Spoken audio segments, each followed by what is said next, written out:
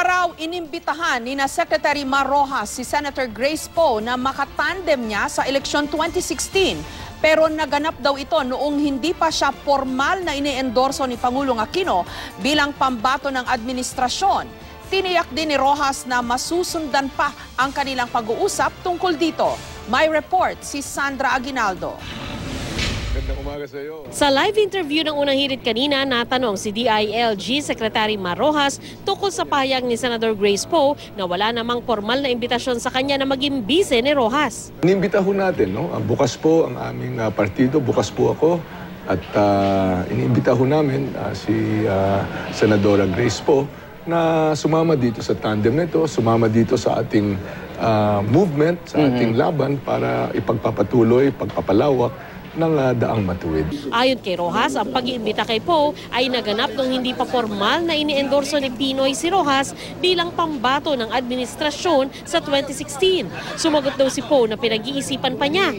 Pero ngayong inendorso na siya, pahiwatig ni Rojas, masusundan ang pag-uusap. Baka siguro akala niya na walang formal kasi hindi pa naman ako endorse nung kapanahonan yun. Okay. So siguro sa darating na mga oras matapos ito ay sasariwain natin. Pagkatapos nga ng interview ni Rojas sa unang hirit, nag-text agad siya kay Poe.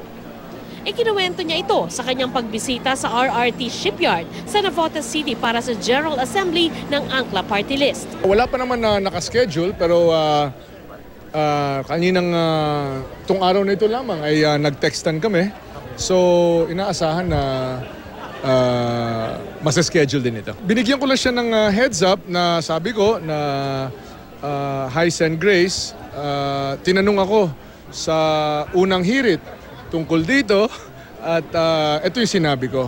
Ayaw na rin sagutin ni Rojas sa pamamagitan ng media ang iba pang pahayag ni Poe. I'm sorry, with all due respect, we have a direct line of communication. I will not receive messages through mailboxes. Diba? I mean, so, antayin ko na lang. Matagal naman kami magka-text na. Nagbitiw na sa pwesto si Rojas pero ayon sa kanya, ilang linggo pa siya posibleng manatili sa DILG para tapusin ang mga pinatatapos ng Pangulo. May ilang tao rin daw siyang nirekomenda sa Pangulo bilang makakapalit niya. Sandra Aguinaldo, GMA News.